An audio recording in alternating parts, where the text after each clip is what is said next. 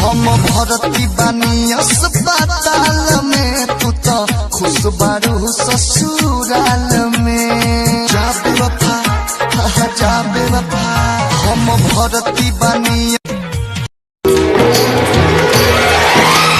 जान से भी प्यारा मुझको मेरा दिल है, उसके बिना एक पल भी जीना मुश्किल है।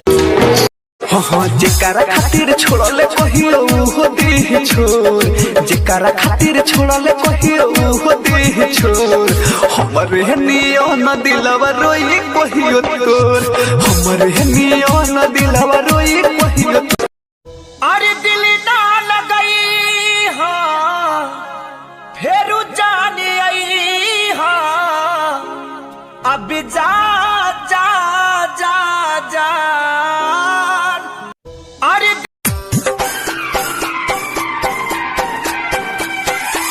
हो प्यार कोइलू हमारा से, शादी के हुआ से तुम्हारे बिना मर जाएंगे। मैंने शायर मरबू शायर खेसरिया के रांची भेज के दम लेबे। ऐसे क्यों बोलते हो? छोड़ देनी जब से छोड़ के पढ़ी की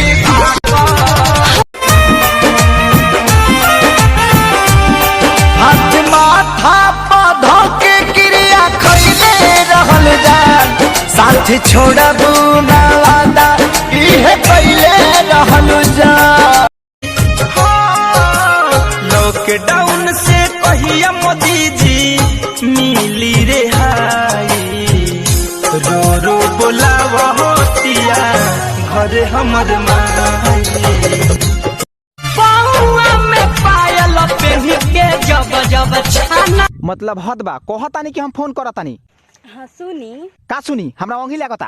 अंगी लगत तो जाई मुँह चियार के सूत रही। बाकी रतिया के जे फोनवा फिर से बिजी बतावलस तो फोनवा में घुस के वैसन मारम कि दिमाग के तार चली उधिया।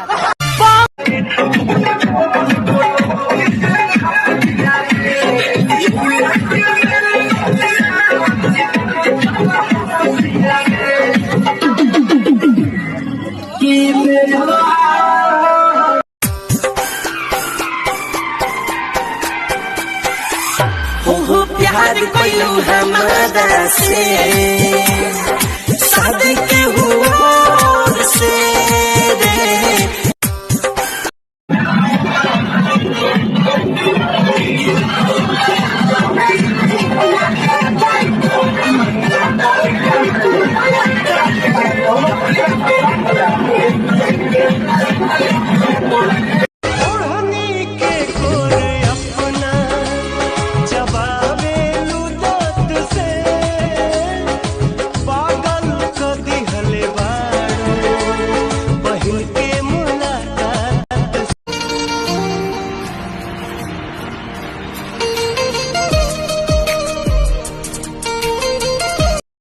हेलो, तू के बोला तारू?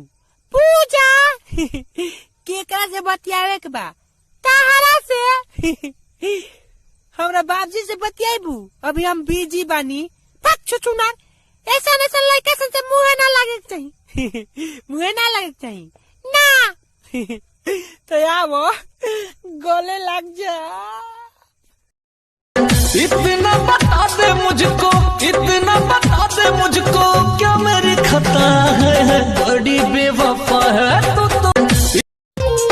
काड़ी काड़ी काड़ी काड़ी काड़ी काड़ी अखिया से कोके कलाकारी, जान काहे खाती मारो दोसरा के घरवा के हरिया मजा तारे, हमरा के तू छोड़ देले परिया बानी का।